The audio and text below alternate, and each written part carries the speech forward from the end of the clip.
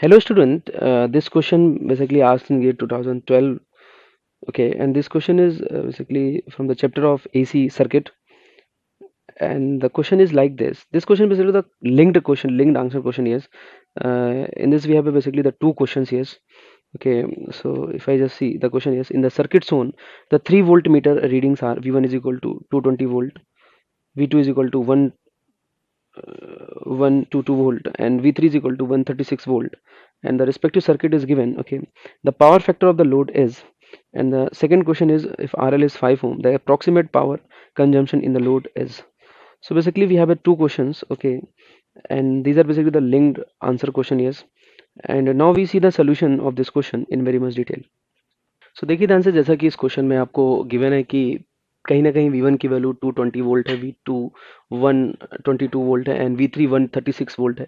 तो सबसे पहले यही समझ लेते हैं इस क्वेश्चन में निकालना क्या है। तो देखिए इस क्वेश्चन में basically we have two questions ऐसे कि पहला तो आपको ये बताना है कि what is the power factor of the load, and the second question is that कि whenever the RL is equal to 5 ohm, and what about the basically the power is basically absorbed by this RL. Okay, so now first of all we try to understand what is the meaning of power factor. So देखिए ध्यान से, power factor का क्या मतलब है। Power factor is just like a parameter which tells about the what your how much basically the resistive part is present in your system. अब देखिए ध्यान से, सिस्टम आपका क्या हो सकता है, लोड हो सकता है, या आप ऐसे भी कह सकते थे, मान लीजिए कल को हम ऐसे, जैसे मान लीजिए जैसे पूछ रहा हूँ मैं कि what is the power factor of this load. तो इस लोड का पावर फैक्टर मतलब ये है कि हम ये जानना चाहते हैं कि इस लोड में कितना रेजिस्टिव पार्ट है, या ऐसे कह लें इस लोड में कितना रेजिस्टिव वोल्टेज है, या ऐसे भी कह सकते हैं इस लोड में कितना रेजिस्टिव पावर है। तो कहीं ना कहीं पावर फैक्टर रेजिस्टिव पार्ट के बारे में बताता है। ओके, तो जैसे लोड का पावर फैक्टर बताना है, so how much resistive part divide by what total part of this basically system, this is a mathematical part of your power factor, but in reality power factor बताता क्या है कि कितना resistance है आपके system में। ओके, अब मान लीजिए मैं आपसे कहूँ कि लोड का पावर फैक्टर क्या होगा। So very simple, I say this the power factor of your load, it should be, I say the resistive part means, I say this, अगर मैं किसी तरह से यहाँ पे अगर रेजिस्टिव वोल्टेज निकाल लूँ, if I say this resistive voltage is L V R L, yes, so this is resistive voltage, and what about the total voltage V3? So I say this is the power factor of the load. मान लीजिए कल को आपसे कोई ये पूछ ले what is the power factor seen by this voltage source, तो power factor the seen by the voltage source, क्योंकि किसी भी सिस्टम के पावर फैक्टर का मतलब ये है कि उस सिस्टम में कितना रेजिस्टिव पार्ट है। ओके, सो जैसे अगर मान लीजिए मैं यहाँ से पावर फैक्टर चेक करता, वैसे पूछा नहीं गया मेरे एग्जाम में, यही पूछा गया है, but if anybody asks, so I just write down this, like क्या लिखोगे आप यहाँ से, विच इज आई से रेजिस्टिव पार्ट कितना होगा, यानी पावर फैक्टर बाई सोर्स की अगर बात करें कि सोर्स साइड से देखेंगे तो how much power factor, so I just write down. तो क्या लिखोगे, देखो ध्यान से, यहाँ से V2 और जो VRL दोनों सेम फेज में होंगे, सो V2 प्लस VRL ये रेजिस्टिव पार्ट है, और नेट वोल्टेज यानी कि नेट वोल्टेज कितना है, अगर आप इन दोनों का देखें तो कितना हो जाएगा, V1। तो ये आपका पावर फैक्टर होगा किसका, अगर आप सोर्स से ऑब्जर्व करें तो। यानी पावर, सिंपल सी बात है कि पावर फैक्टर का मतलब ये है कि आप ऐसे कह सकते हैं कि पूरे के पूरे सिस्टम में कितना रेजिस्टेंस अवेलेबल है, या कितना रेजिस्टिव पार्ट है, रेजिस्टिव पावर, रेजिस्टिव वोल्टेज, या रेजिस्टिव लाइक रेजिस्टेंस, सीधे सीधे रेजिस्टेंस भी कहना चाहें तो। खैर, हमें इस पॉइंट पे फोकस करना है। एक बार देखिए ध्यान से, मेरे को किसी तरह से V3 तो already given in the question, yes, but किसी तरह से मेरे को यहाँ पे VRL की वैल्यू चाहिए। Now simply we apply the what your basic fundamental, I say this, यहाँ वोल्टेज V1 है, सारे वोल्टेजेस को हम RMS में कंसीडर कर सकते हैं। Okay, I just take in an RMS, yes. तो देखिए ध्यान से, ये जो V2 है, यानी जो यहाँ पे वोल्टेज है, यानी और यहाँ पे वोल्टेज है, यानी इन दोनों को मैड कर सकते हैं, क्योंकि दोनों के दोनों में जो आपका जो वोल्टेज और करंट होगा सेम फेज में, यहाँ भी वोल्टेज और करंट सेम फेज में। सो क्योंकि ये दोनों दोनों वोल्टेज रजिस्टर के क्रॉस हैं, so I say this the net voltage across the resistor is what, I say this how much V2 plus VRL1। और यहाँ पे अगर हम वोल्टेज को क्या ले लें, if I just assume the voltage here, this is I से प्लस माइनस VL, तो आप कुछ इस तरह से कह सकते हैं कि यहाँ पे हम क्या कह सकते हैं, क्योंकि एक तरह से देखा जाए तो कहीं ना कहीं ये मेरे पास एक सीरीज RL सर्किट बना हुआ है, सीरीज RL सर्किट। तो ये दो R है और एक L है।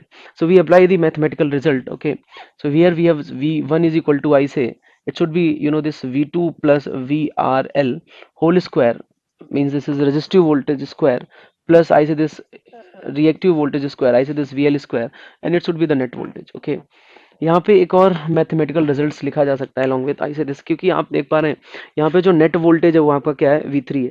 So this net voltage V3 किसके क्रॉस, नेट वोल्टेज V3, ये RMS वैल्यू है, तो ये आपके पास VRL है और ये आपके पास ये VL है, तो VRL square plus VL square should be equal to V3 square. या आप ऐसे कह लें कि जो आपके पास V3 है उसकी वैल्यू किसके इक्वल है, आई say this VRL square plus VL square.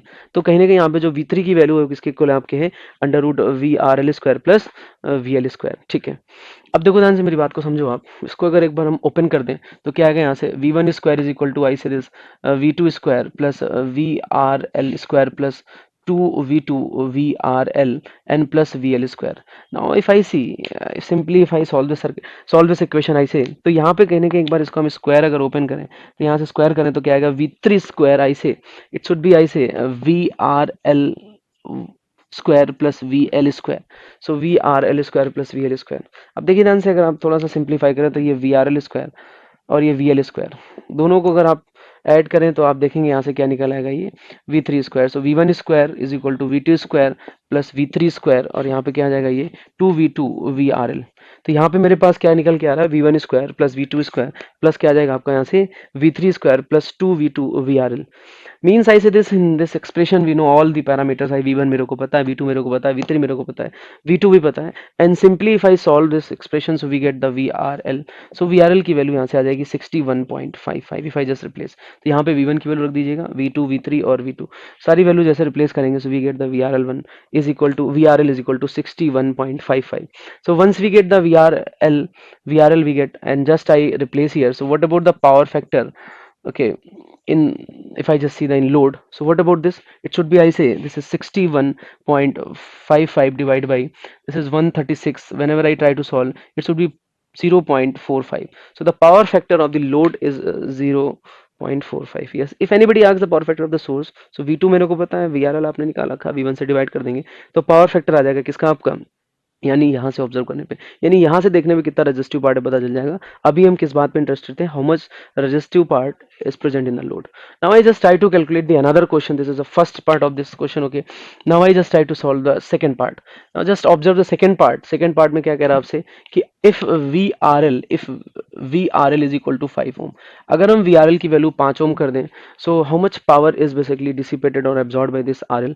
Okay, so very simple. If I just try to solve it, yes, okay, so it should be this VRL, इसके क्रॉस वोल्टेज पता है, यहाँ resistance पता है, so certainly we can calculate the current, or simply I say this, इसके cross अगर voltage पता है, so if I square this voltage and divide by RL, so we get the power directly, and this power is called the real power or the power absorbed. So I say this, what about this?